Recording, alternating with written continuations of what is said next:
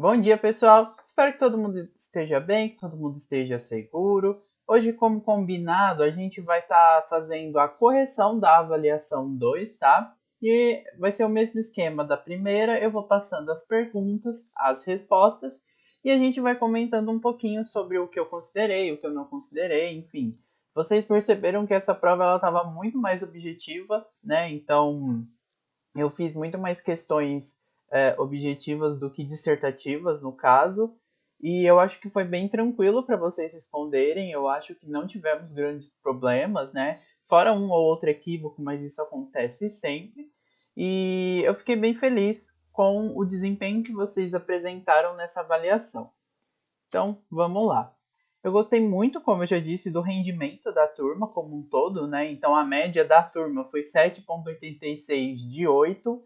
Se a gente comparar com a primeira prova, essa média foi um pouquinho mais alta, então o desempenho de vocês foi mais alto nessa segunda prova.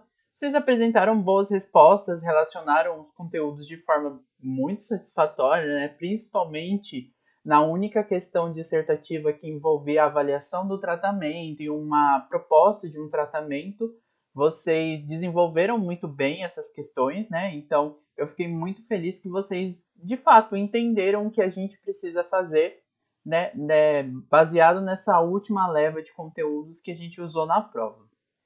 E, como eu já disse, a gente não teve grandes problemas de realização da atividade, né? Fora uma outra questão que eu deixei de uma forma muito ambígua, ou eu não especifiquei de uma forma muito adequada, mas isso a gente vai comentando um pouquinho mais para frente e eu vou explicar para vocês, de fato, quais foram as decisões que eu acabei tomando durante a correção da prova.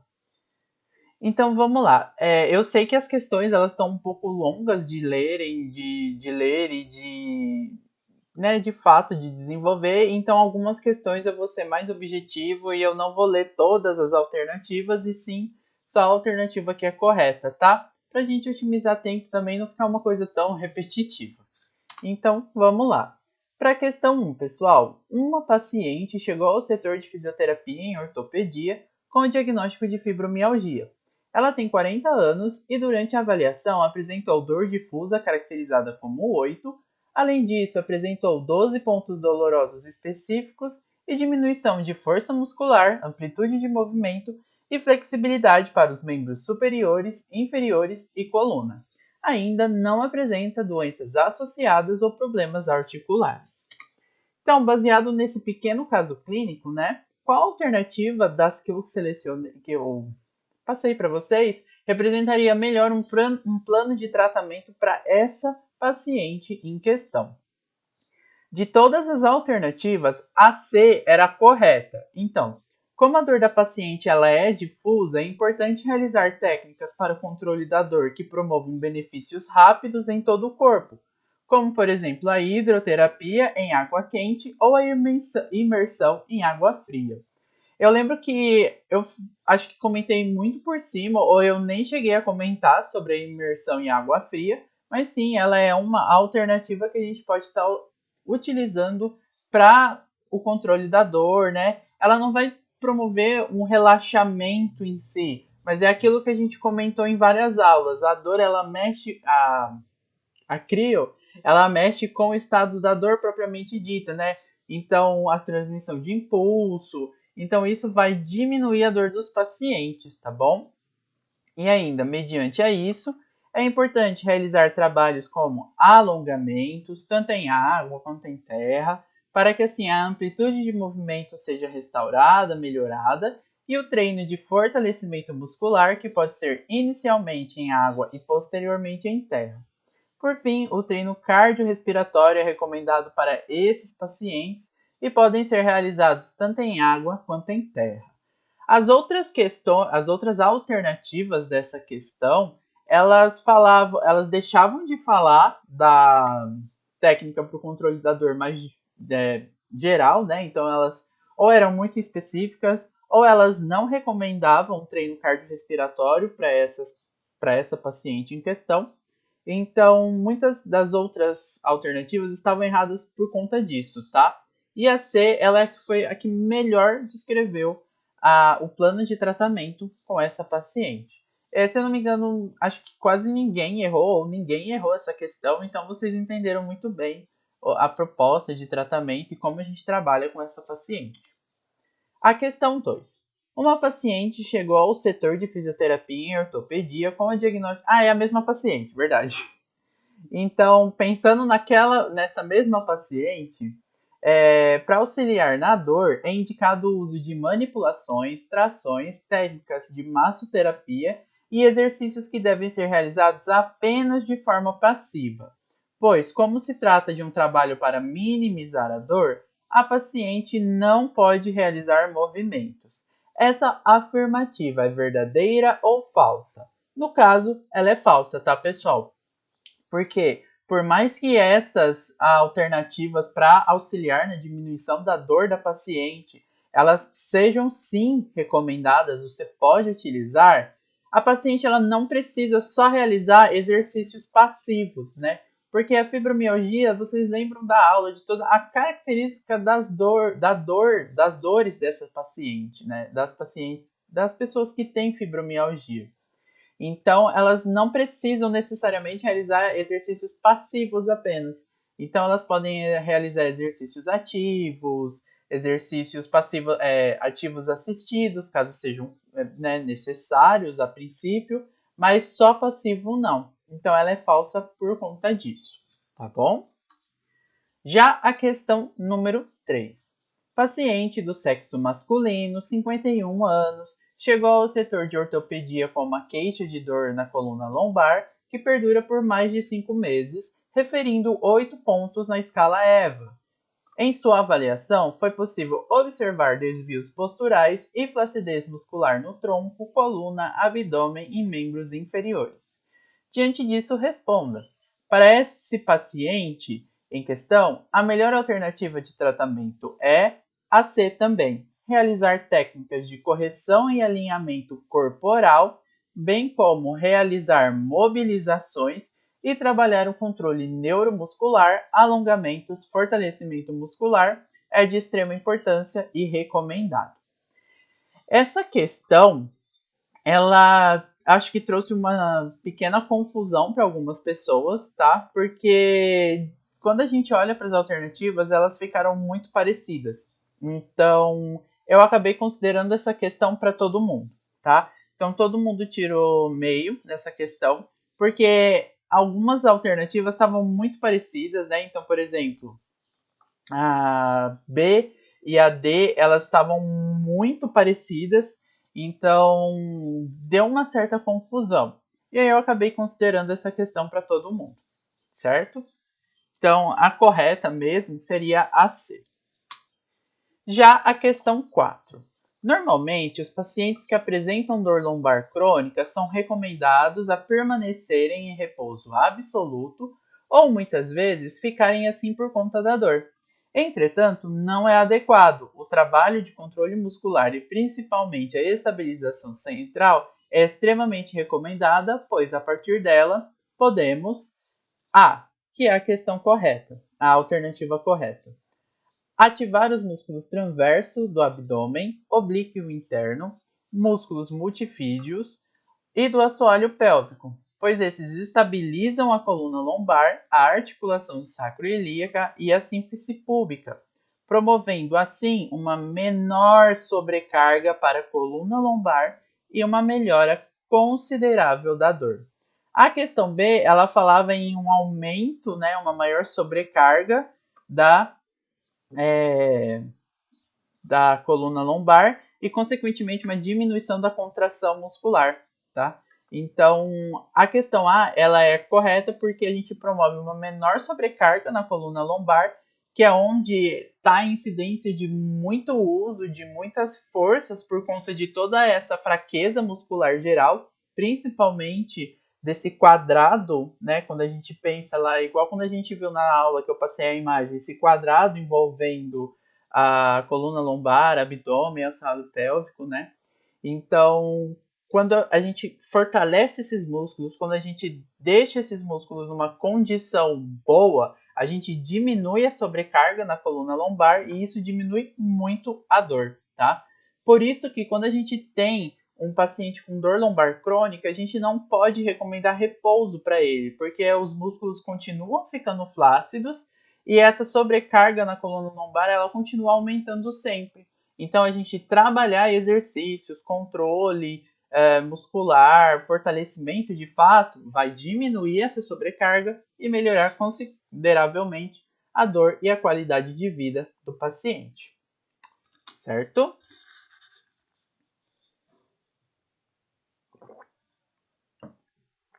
Aí entramos na questão 5, 6 e 7, que são...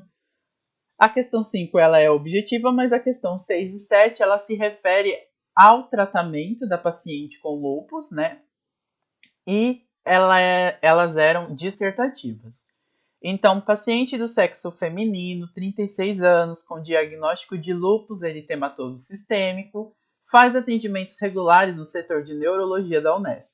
Seu quadro clínico consiste em dores musculares e articulares localizadas nos membros inferiores e superiores, apresenta diminuição considerável de ADM em várias articulações, encurtamentos e contraturas musculares resistentes em membros inferiores e superiores, além de lesões na pele. Ainda não deambula e apenas utiliza cadeira de rodas. Ela não consegue se locomover sozinha. Considere o tratamento a seguir e responda as questões 5 e 6.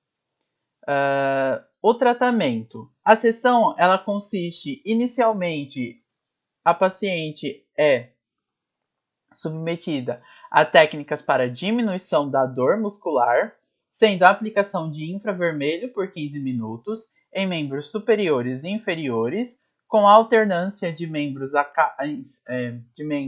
em cerca de 3 a 5 minutos. Após isso, a paciente realiza exercícios passivos apenas, sem a utilização de pesos ou caneleiras por 30 minutos. Por fim, é realizada a soltura muscular em sua coluna cervical e finalizada a sessão. Então vamos lá. A questão 5. Essa conduta ela é correta? Não, ela não é correta, tá? Então quando a gente observa para tudo que é feito com essa paciente, a gente percebe vários erros e a gente percebe que o terapeuta deixa de fazer muita coisa que é possível fazer com essa paciente. Então a questão 6A. Quais pontos estão corretos ou errados nessa conduta? Então não tem pontos corretos. Basicamente toda a conduta ela está errada, né? Como a gente já respondeu aqui em cima. Então quais são os pontos errados nessa conduta? Não se pode utilizar infravermelho em pacientes com lúpus que tenham lesões de pele. Ele é um fator contraindicado, né, por conta dessa fotoproteção que é preciso ser realizada com esses pacientes. Então, de cara, isso aí já esquece, não pode utilizar o infravermelho. Ela ainda não precisa fazer só exercícios passivos, tá? Por mais que ela tenha limitação de ADM, que ela tenha contratura muscular, a gente pode sim trabalhar o alongamento, a melhora e o fortalecimento com essa musculatura. Porque assim, dependendo do estágio que a pessoa se encontra, essas contraturas, elas de fato não vão melhorar propriamente dito, porque chegou um ponto que a gente não consegue melhorar a função muscular, de fato, o alongamento e a amplitude de movimento, sem causar lesões por conta da contratura. Nesse caso, a gente pode utilizar exercícios com pesos propriamente dito, para a gente estar fortalecendo a musculatura e garantindo que essa musculatura, mesmo que encurtada, ela consiga ter uma função legal para essa paciente, né? E a soltura muscular, ela não precisa ser realizada apenas naquele local. Então, você pode sim realizar a soltura muscular com seu paciente ao final da sessão, caso o paciente se apresente um pouco rígido ou com uma certa dor ou um ponto gatilho, alguma coisa, mas ela precisa ser pensada muito bem, né? Então, vai dar tempo, são locais que de fato estão incomodando muito, estão prejudicando o tratamento. Fora isso, a gente precisa pensar muito bem. Então, AB, qual seria a conduta, tá? Então, qual seria uma conduta adequada, uma boa conduta com essa paciente? Então, inicialmente, a gente sempre precisa verificar os sinais vitais dos nossos pacientes. Então, frequência cardíaca, pressão arterial, possíveis sinais e sintomas que esse paciente esteja apresentando, dor no peito, dor muscular aleatória ao quadro clínico, fadiga, né? Como que o paciente está quando você pega ele para ser atendido? Porque muitas vezes a gente tem setores que esses parâmetros, né, os sinais vitais, eles não são necessariamente aferidos, eles não são verificados no início ou no final da sessão. Então a gente nunca sabe como que a gente está tratando o paciente naquele dia. É muito importante que vocês façam isso. Então, segundo tópico da conduta, né? A gente poderia utilizar outras técnicas para diminuição da dor, né? Como termoterapia, água quente, água fria, eletroterapia, somente em locais que não apresentam lesões de pele, tá? Como ela tem lesões de pele, a gente precisa evitar essas técnicas nestes locais, porque podem agravar, podem piorar de fato essas lesões, tá?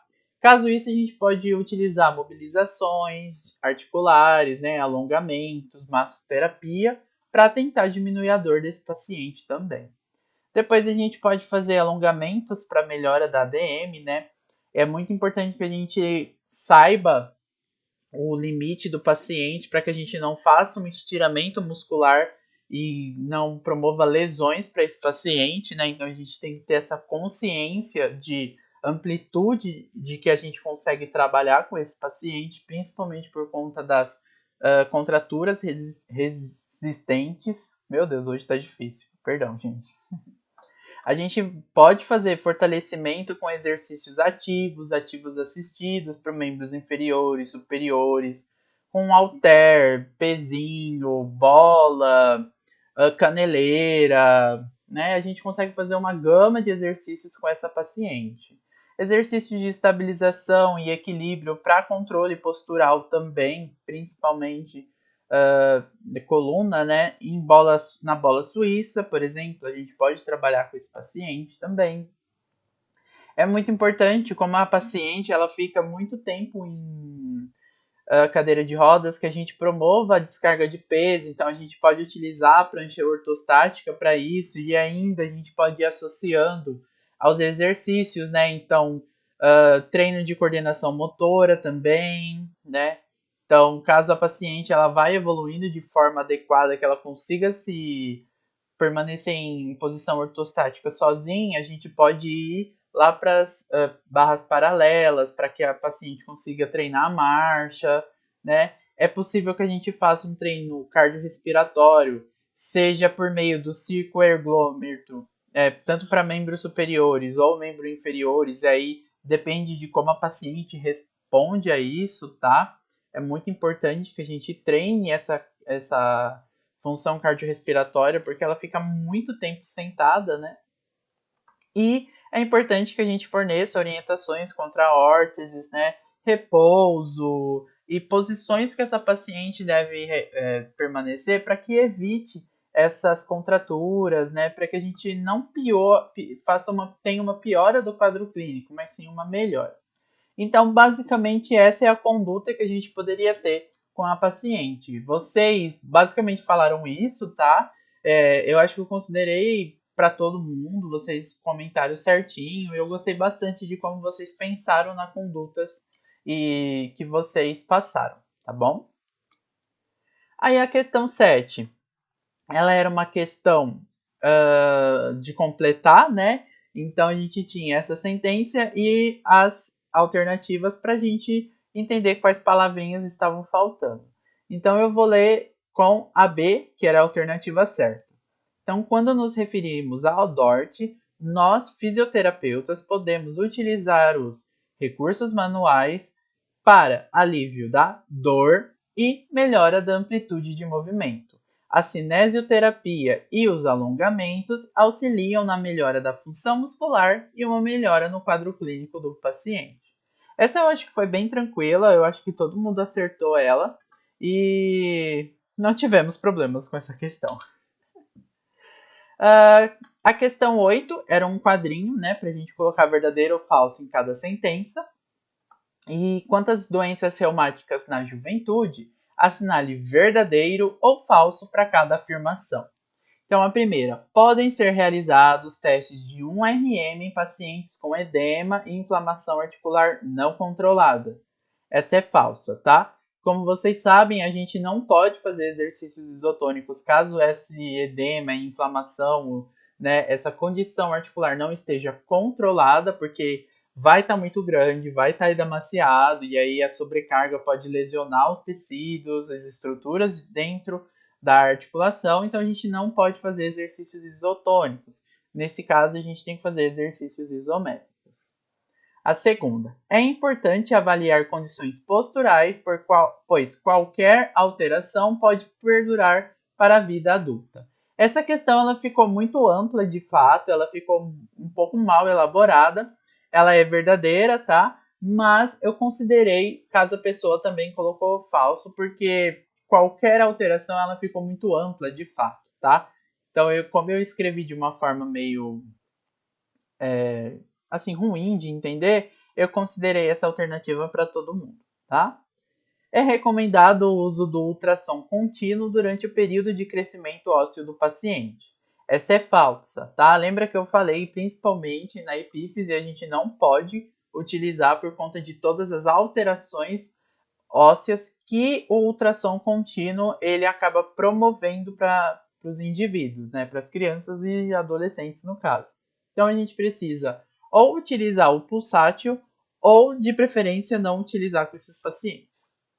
As órteses podem auxiliar no repouso da articulação e diminuir contraturas. Verdade, a gente comentou sobre isso nas aulas. Exercícios isotônicos estão liberados para os pacientes com edema articular controlado ou sem a presença do mesmo, que é verdade, tá? Então, é basicamente uma alteração do que eu tinha falado aqui em cima. Então, essa também foi tranquila. Ela ficou um pouquinho ambígua de se entender, mas todo mundo acertou, tá? Então, em relação à questão 8, é isso. A questão 9, eu acho que vocês não gostaram muito, né? Porque acho que ninguém gosta dessas questões que tem a afirmativa 1, 2 estão corretas, 2 causa um pouquinho de confusão, mas é só para ir preparando vocês para as provas da cardio no quarto ano, porque elas são basicamente assim, e provavelmente no semestre que vem com o professor Luiz elas serão assim também. Então já vão preparando psicologicamente. Mas a questão 9. Considere as seguintes afirmações e responda corretamente a questão 9. Afirmativa 1. A febre reumática é uma doença que pode promover alterações permanentes nos sistemas cardiorrespiratórios e, muitas vezes, as alterações articulares ou do tecido conjuntivo não sofrem alterações permanentes. Essa é verdade, tá? Lembra que eu comentei isso na aula com vocês? Muitas vezes os pacientes eles não apresentam todas essas alterações relacionadas à articulação, mas o que você vai trabalhar de fato com pacientes que tiveram febre reumática é mais na condicionamento cardiorrespiratório e nessa avaliação cardiorrespiratória com ele, tá? Porque muitas vezes o tecido conjuntivo, as alterações articulares, elas não estão presentes por conta da característica da doença mesmo. Os pacientes eles não podem realizar exercícios aeróbios, sejam eles em esteira, bicicleta ou hidroterapia, por conta dos problemas cardíacos que os mesmos podem apresentar. Por isso, o repouso é recomendado fortemente. Essa afirmativa é falsa, tá? Por mais que os pacientes apresentam problemas cardíacos, muitas vezes a gente pode sim realizar os exercícios físicos com eles, tá? A não ser que o paciente tenha uma alteração extremamente grave, que ele tenha repercussões hemodinâmicas extremamente descontroladas, descompensadas, aí a gente não pode realizar o exercício com eles. Mas, de uma forma geral, a gente pode sim. São raros os casos que a gente não pode trabalhar exercício com esses pacientes.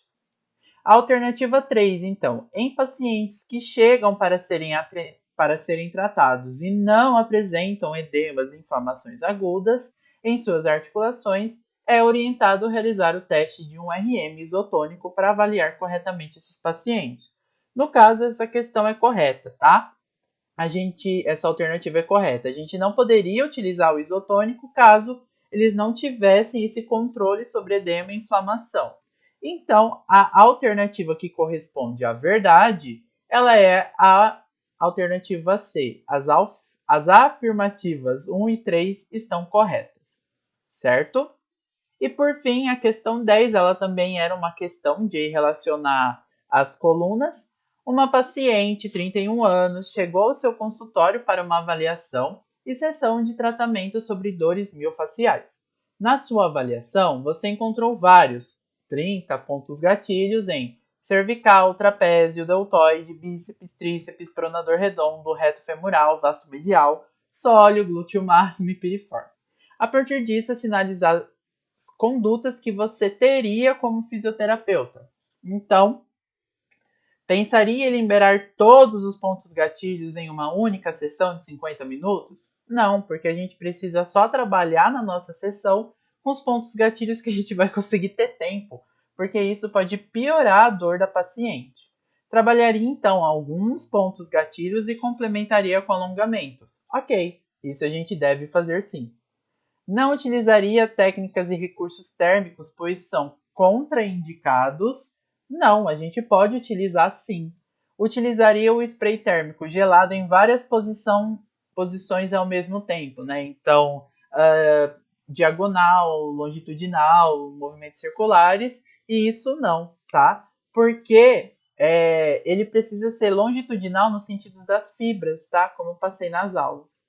Focaria nos pontos que mais trazem problemas para o paciente, em vez de tratar todos na sessão, porque isso é inviável. E sim, a gente precisa focar nos principais e deixar outros para outras sessões. Passaria informações que a paciente pode seguir para diminuir a incidência dos pontos gatilhos. Sim, deve ser muito trabalhado, tá? Trabalharia fortemente trabalharia um fortalecimento muscular após a inativação dos principais pontos durante a sessão. E sim, a gente deve fazer o trabalho de fortalecimento muscular para que a gente diminua também a incidência desses pontos durante o cotidiano da paciente em questão, tá bom? Então, em relação à prova, pessoal, foi isso. Espero que vocês tenham compreendido todas as coisas, né? Se vocês tiverem alguma dúvida, é só comentar comigo e a gente se vê, tá? Eu vou gravar agora a correção do caso clínico, então a gente se vê lá no caso clínico, tá bom? Tchau, pessoal!